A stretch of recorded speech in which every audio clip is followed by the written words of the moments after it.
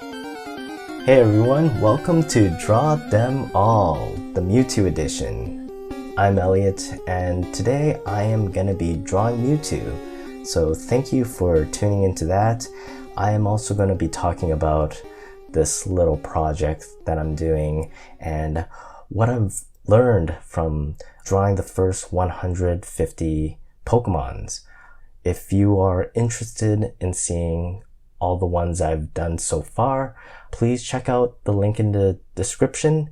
That goes to my Instagram page where you can see, my experiments, really. So I have a deep history with Pokemon, like many other 90s kids. For 3 or 4 years, it was like the only thing I cared about.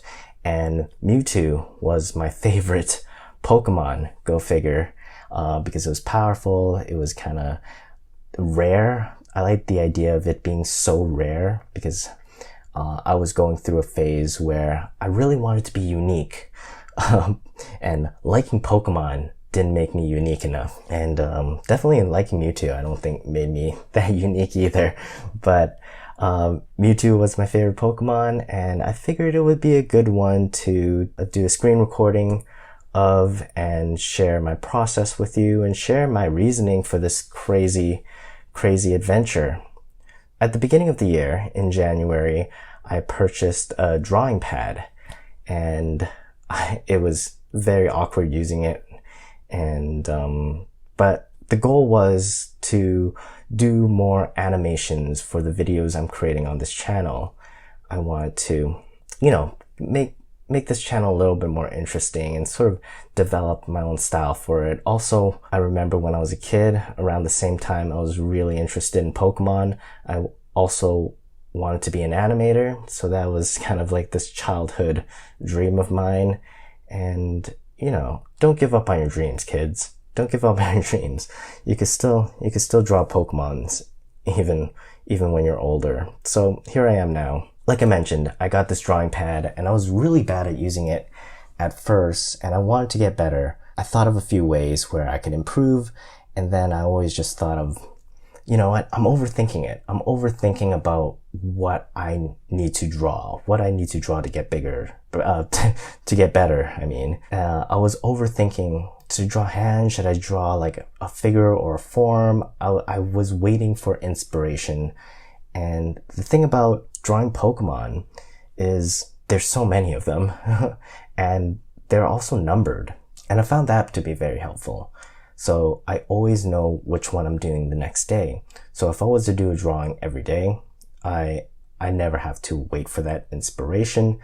I could just go to the next one and the next one. And slowly, if you believe in the whole, like, you need to put in 10,000 hours to get better at anything, to be a master at anything, you need to put 10,000 hours. I figured, you know what, I'm just gonna start, clocking in those hours, and I'm just gonna draw Pokemons to do it. So that was my plan. And so every day I try to draw one or more Pokemons. I took breaks occasionally, a few days off, but overall, I felt like I was pretty consistent in doing one a day. And I don't think I could have done that without knowing which Pokemon I'm going to do next, because that just, it gave me fewer excuses. It also taught me a lot. Doing the first 150 taught me so much about just how to hold a pen, how to draw lines, how to use Photoshop properly.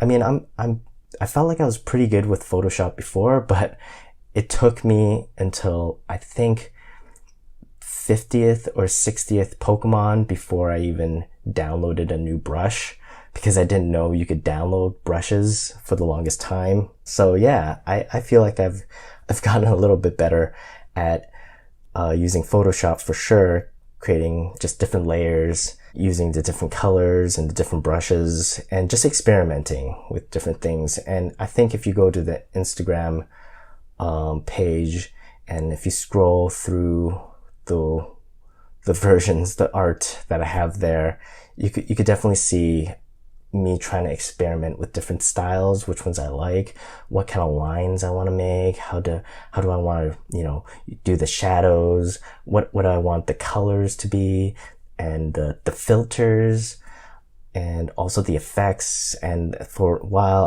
I just had a plain background, and then I decided, you know what, why don't I try to put the Pokemon in some sort of setting? And so that's currently where I am now, just trying to not just draw, but like create a composition, create a story around that.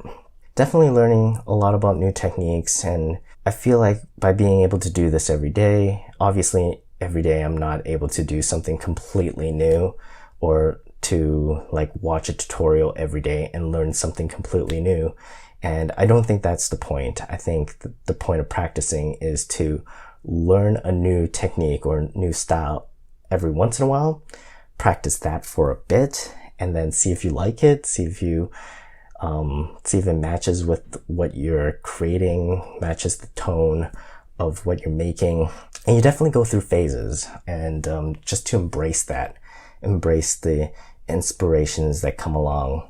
Over time, even just doing 150, I definitely notice what brush I enjoy using. It's not like the nicest brush in the world. I can't really draw the straightest lines. Drawing like a circle, it's still really difficult. I would say the hardest Pokemons to draw are the ones with a lot of curves in it. Just drawing like a circle. Like the Voltorb was pretty hard. The Sandshrew one was very difficult as well. Blastoise happened early, right in the beginning, and that one was incredibly difficult. And yeah, so there's still a lot to learn, a lot to improve in.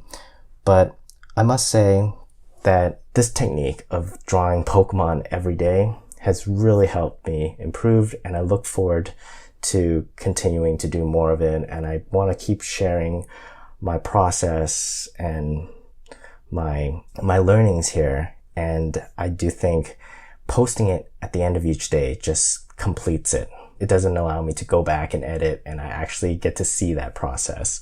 So yeah, here's Mewtwo. Thank you for tuning in and listening to me talk and watching me draw this thing. I hope to do many more of these. Perhaps each milestone I reach, I'll do another one of these screen recordings and catch up and talk about what I've learned. So yeah, that's my experience with the first 150 Pokemon. Thank you so much. I'm Elliot. I usually make videos about writing and the creative process. I guess this fits into the creative process category. And if you want more videos about those topics, please don't forget to subscribe.